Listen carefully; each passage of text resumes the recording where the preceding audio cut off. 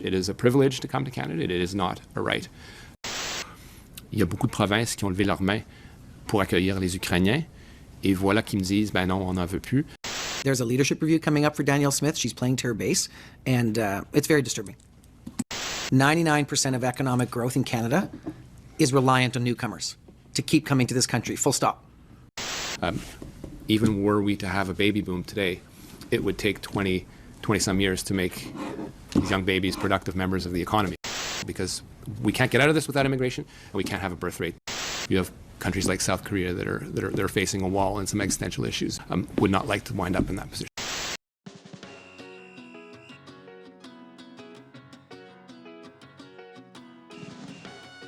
예고했던 캐나다 연방정부 이민부 장관 마크 밀러와 고용노동부 장관 랜디 보아소노의 기자회견 2편입니다. 방금 전에 보신 거는 제 나름대로 정리한 하이라이트인데요. 이 부분만 봐도 너무 재밌지 않나요? 연방정부와 대립각을 세운 특정 주 총리들을 직접 저격하기도 했고, 이민자를 계속 받아야 하는 이유를 인구, 경제적 측면에서 역설을 하는 과정에서 심지어는 특정 국가를 언급하기까지 했습니다. 놀랍게도 대한민국도 그 중에 하나였는데요. 보통은 지루하게 짝이 없는 정부 인사와 기자와의 질문 답변 세션을 이렇게 별도 에피소드로까지 다룬 이유가 이해가 가시죠? 이렇게 혼란스러운 상황에서는 개별 이민 프로그램만큼 중요한 것이 캐나다라는 국가와 이민의 기조와 흐름을 이해하는 겁니다. 그리고 이 기자회견에서 많은 것을 알 수 있습니다. 이 질문 답변 부분만 거의 40분에 달해요. 그 모든 내용을 다 다루기는 너무 길죠. 그래서 제가 중요한 부분만 주제별로 정리를 해서 너댓 가지 섹션으로 나눴고요. 또한 시간 단축을 위해서 기자회견 영상은 실제보다 한 10% 정도 빠르게 재생했으니까 이 부분도 양해를 부탁드립니다. 이번에도 부분별로 영상을 함께 시청하고 제가 코멘트를 다는 식으로 진행을 하겠고요. 영상 후반부 그리고 마지막까지 중요한 메시지를 전해드려 하오니 시청에 참고하시기 바랍니다. 그럼 이제 본격적으로 시작하겠습니다. Finalement, en conclusion, comme vous le savez, au cours des dernières années, le contexte en immigration a changé. Évidemment, il y a beaucoup de gens qui tentent et qui menacent d'exploiter, qui exploitent nos programmes d'immigration. À cette fin, j'ai demandé, il y a plusieurs mois, à mon sous-ministre d'examiner those measures that we have taken internally to be a little more restrictive on who gets visas, looking at countries where we are seeing people exploiting the visa system. That is to say that those that are claiming for asylum are not legitimate asylum claimants, is a challenge to the system, particularly given the volume of people that are looking to come to Canada. 이 부분은 이미 뉴스로도 많이 나오고 키아리 채널에서도 여러 번 다뤘던 내용인데요. 망명 신청자와 관련된 사안은 물론 일반인, 언론 할 것 없이 워낙 말이 많이 나왔던 부분이고, 지금 연방정부에서도 대처에 나섰습니다. 정확히 어떻게 대처할지에 대해서는 건데 아직 구체적인 방안은 잘 모르겠어요. 이거는 좀 두고 봐야 될 것 같고요. 사실 우리 이민자들이 여기서 주목해야 될 내용은 망명 신청자 관련 내용이라기보다는 이민 판도가 지금 바뀌었고 이민 프로그램을 악용하려는 자들이 있다고 밀러 장관이 얘기한 부분입니다. 분량 때문에 이번 영상에서는 좀 생략을 했지만 방금 보신 영상 바로 뒷부분에 어떤 얘기가 나오냐면요. 밀러 장관이 차관에게 뭔가 일을 하나 시켰어요. 그게 무슨 일이냐면 임시거주 비자를 심사를 할 때 사용하는 수단과 교육 그리고 분석 자료 같은 거를 좀 알려주고, 비자 발급 담당자가 지금 변화한 새로운 이민에 대한 맥락에 따라서 결정을 내리는 방식을 재검토해달라고 요청했다고 합니다. 이게 무슨 뜻일까요? 무슨 말이냐면요. 망명 신청자뿐이 아니라 비자 제도를 악용하거나 속여먹는 사람들도 정부에서 이미 인지를 하고 있고 잘 골라내야 한다는 뜻입니다. 이번에 LMIA가 개편이 되면서 로우웨이지 스트림을 포함해서 대부분의 스트림이 사실상 막힌 거나 다름없거나 아니면 굉장히 까다롭게 되었는데요. 이 소식이 공유된 여러 커뮤니티들, 네이버 카페라든지 아니면 유튜브 채널 같은 곳에 댓글에도 너무도 당연히 페이백 또는 캐시백을 해야겠네요, 이런 식의 반응들이 보입니다. 제가 발견한 반응들 몇 가지 이렇게 공유를 드리면요. 이거는 한 카페에서 가지고 온 댓글이고, 이거는 다른 한국어 이민 관련 유튜브 채널인 캐라쇼에서 가지고 온 댓글인데요. 여담이지만 캐라쇼 채널은 최근에 알게 됐는데 캐나다 이민 관련 한국어 채널 중에 이렇게 알찬 채널을 보게 돼서 정말 반가웠습니다. TRE 시청자 여러분 중에서도 이미 알고 계신 분들이 꽤 많겠지만요. 혹시 모르고 계셨다면 한번 가서 꼭 둘러보시기 바랍니다. 아무튼 캐시백이나 페이백에 관해서 이게 뭔지 간략히 설명을 드리자면요. 고용주와 LMIA 외국인 노동자가 하이웨이지에 해당할 정도로 급여를 높게 잡아서 고용계약서에 그 급여로 서명을 합니다. 예를 들면 뭐 서류상으로만 35불 이렇게 써놓고요. 직책도 여기에 맞게 무슨 매니저라든지 꽤 이제 그럴듯한 직책을 적어놓고 실제로 은행 계좌나 아니면 은행 체크로 급여를 지급을 할 때도 여기에 맞춰서 지급을 합니다. 그런데 이 외노자가 급여를 받은 후에 그 급여의 일정분을 고용주에게 현금으로 돌려주는 게 캐시백 또는 페이백입니다. 실제로는 뭐 최저임금이랑 별 차이 없게 낮은 급여로 일을 하고요. 이런 관행이 그동안에는 너무나도 당연하게 여겨져서 이게 불법이라는 의식조차도 희박하게 느껴질 수가 있는 겁니다. 저기에 댓글 단 분들을 비난하려는 건 아닙니다. 절대로요. 오해하지 마세요. 그냥 이게 너무도 당연한 관행이 돼버려서 이렇게 공개된 공간에도 쉽게 언급을 할 수 있을 정도로 당연시 되었다는 뜻인 거예요. 그리고 앞으로도 이렇게 하면 되겠다고 착각을 하기가 쉬운 거고요. 이런 행동을 하는 사람들도 마크 밀러 장관이 언급한 이민 제도를 악용하려는 자들에 포함이 될 수 있다는 것을 우린 잊으면 안 됩니다. 그리고 정부에서 이런 관행이 있는 것도 모를 리가 없습니다. 이런 관행이요, 한국 사람들이 과연 고안을 했을까요? 아니거든요. 한국인 이민자 사회는 캐나다에서 한 줌밖에 안 돼요. 적진 않지만 그래도 상당히 포션이 적습니다. 인도나 중국같이 이민자 사회가 훨씬 큰 곳에서 다 고안한 꼼수들이고 한국 업체들은 이거 그냥 퍼다가 쓰는 것밖에 안 됩니다. 업체들 중에서도 아직도 이렇게 하자고 하는 곳들이 있을 수가 있습니다. 이런 거 하면 안 된다고 전문가도 아닌 저 같은 사람이 떠들어봤자 할 사람들은 어차피 다 할 거예요. 어떤 방식을 시도하든 그거는 본인의 자유입니다. 하지만 상황이 잘못되었을 때 그 잘못된 상황을 책임지게 되는 것도 순전히 본인이라는 것을 유념을 하셔야 합니다. 고용주나 업체는 절대로 책임을 지지 않습니다. Prise de décision face au volume qui n'est pas soutenable de gens qui désirent venir au Canada. Sachez que arriver au Canada, vouloir venir au Canada est peut-être un rêve, mais c'est un privilège et non un droit. Again, as I said in French, it is a privilege to come to Canada. It is not a right. If you compare the numbers of people that have come in, for example, in one country where we have had some of those challenges from India, we have seen those visas jump down from around 50,000 in January to less than 10,000 in August. Again, these are preliminary numbers, but it is an indicative sign that the measures that we've taken over the summer after discussions with my provincial colleagues are working. There's more. 이 부분은 뭐 그렇게 대단할 건 없지만요. 상당히 임팩트가 있는 발언이라서 굳이 따로 넣어놨습니다. 캐나다에서 외국인들을 캐나다로 들여보내주는 거는 우리가 너희들에게 혜택을 주는 거지 너희들이 당연히 누려야 할 권리가 아니다 라는 점을 강조를 하는데요. 사실 이거는 누구나 알고 있는 당연한 것이죠. 그런데 이 얘기를 굳이 하는 이유는 본인들이 가지고 있던 합법적인 체류 자격이 이제 끝나가니까 도심을 점거하고 집단 행동을 벌이는 일부 사람들 들으라고 하는 얘기입니다. 여기에서 그치지 않고 마크 밀러 장관은요, 아예 대놓고 그 해당 국가 이름을 언급하면서 그동안의 성과를 강조를 하는데요. 1월 달에는 인도인을 대상으로 한 비자 건수가 5만 건 정도였는데 8월 들어서는 그게 1만 건 정도로 줄었다고 합니다. 사실이라면 결코 무시할 성과는 아니에요. 그렇죠? 실제로 인도 쪽에서 캐나다로 들어오려는 사람들도 2024년 들어서 정말 많이 줄긴 했으니까요. At the Council of the Federation, all of the premiers got together and said that we needed to work as a group to deal with the asylum challenge that this country is facing and that a lot of countries in our position are facing, particularly with respect to the unsustainable numbers of asylum seekers coming into Quebec and coming into Ontario. All premiers at that time agreed. We, as a parallel process, had already started the idea of a working group with my colleagues from the provinces to deal with this. But sadly, 3 particularly conservative ministers have stood up, the premiers of Nova Scotia, of New Brunswick and Alberta, and decided to weaponize this working group. They took a theoretical number of asylum seekers based on the last year's number of asylum seekers, divided it up by the population as they would, and assumed that the federal government would impose a number of asylum seekers on them. Il y a beaucoup de provinces qui ont levé leurs mains pour accueillir les Ukrainiens. Et voilà qu'ils me disent, ben non, on n'en veut plus, mais par contre, envoyez-moi ce type de personne, avec l'excuse que ça pourrait avoir un impact sur le système de santé. Ma dernière vérification, un demandeur d'asile en santé vis-à-vis un médecin en santé qui se présente à un hôpital a le même impact sur le système de santé. Alors, une certaine hypocrisie dans tout ça. Mark has been very clear that Alberta taking its fair share of asylum seekers comes with compensation from the federal government, and Albertans have big hearts. And to Mark's point, there's a leadership review coming up for Danielle Smith. She's playing to her base, and it's very disturbing. 보시다시피 이건 정치 관련 문제인데요. 모든 배경을 다 설명드리자면 너무 길어지니까요. 엑기스만 뽑아서 말씀을 드릴게요. 현재 퀘벡주와 온타리오주에 몰빵되어 있는 망명 신청자들을 모든 주로 일정 부분 분산시킬 필요가 있다는 생각하에 이거를 협의하기 위해서 연방정부와 주정부 인사들이 위원회를 조직을 해서 협의를 하자는데 동의를 했답니다.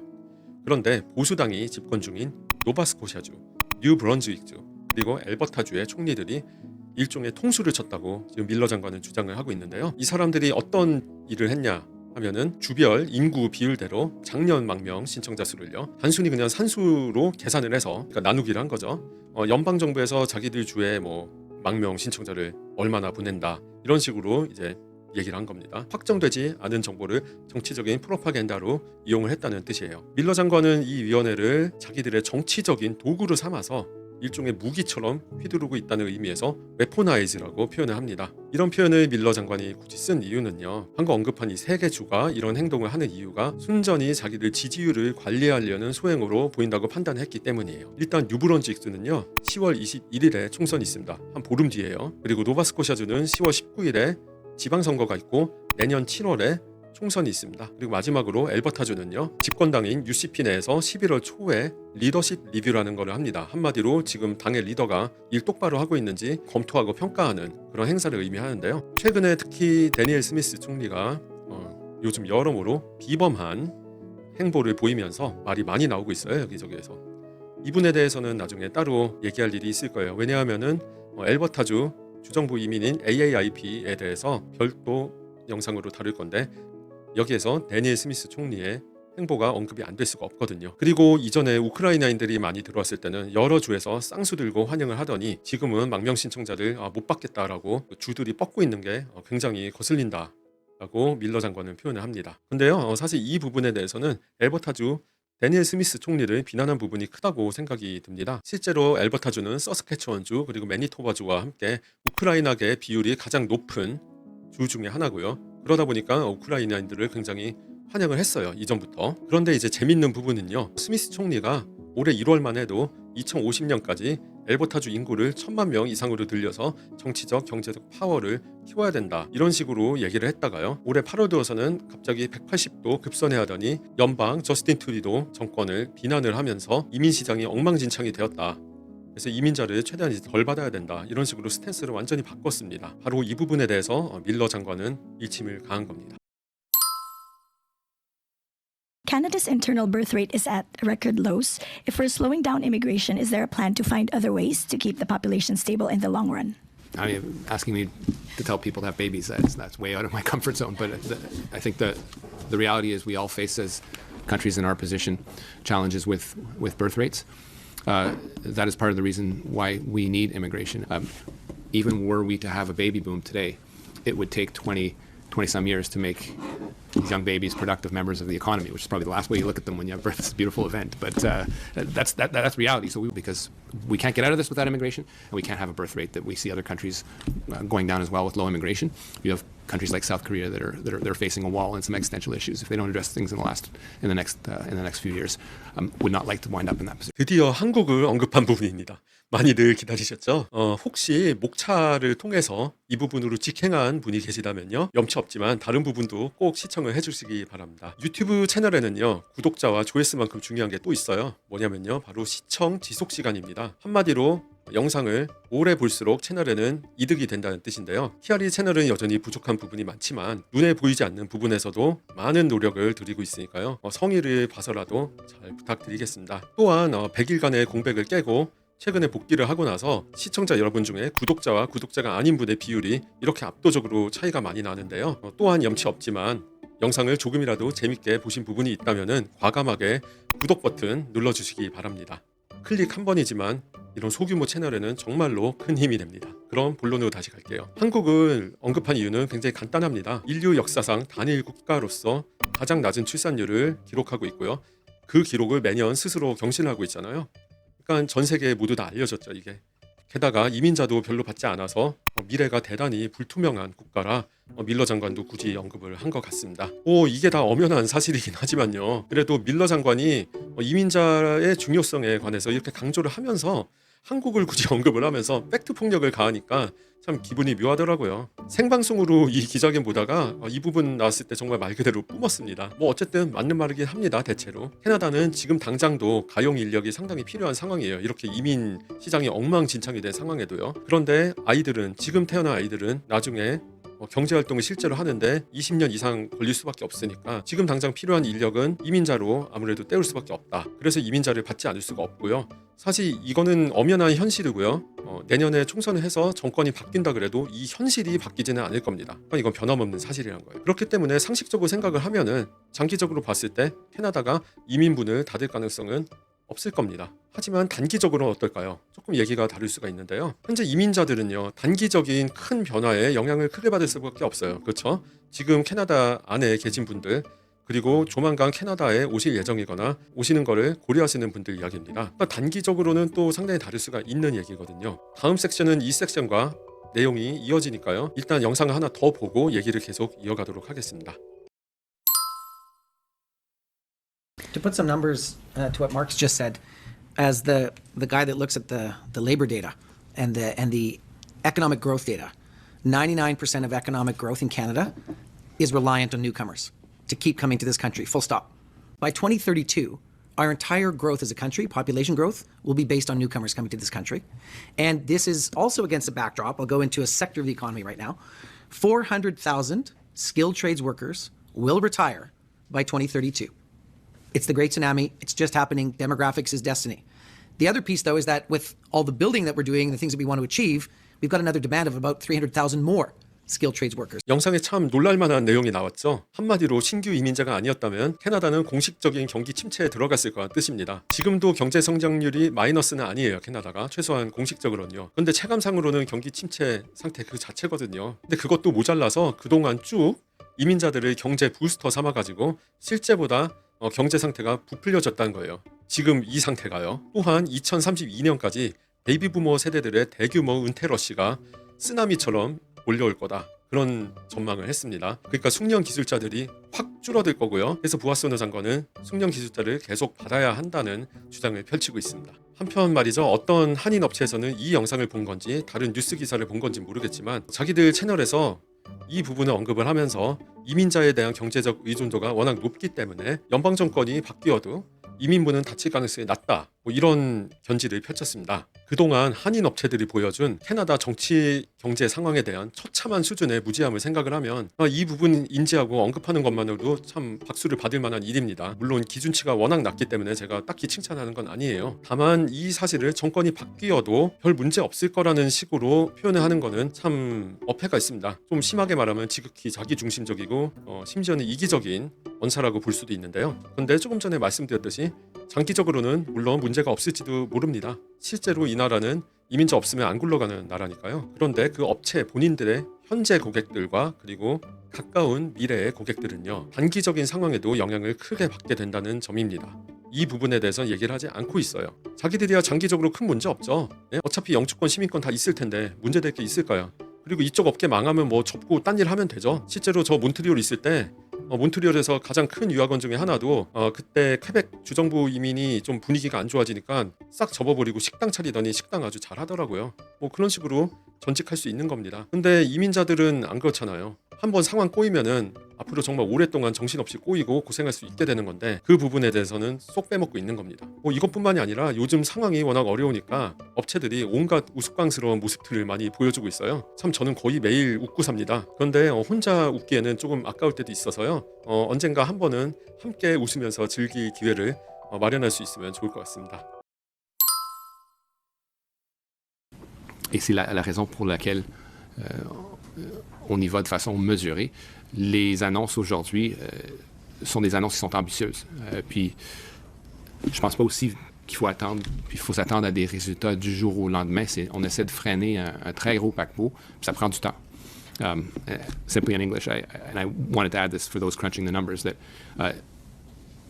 I would say cautiously that we shouldn't expect to see significant results until I would say the second quarter of next year.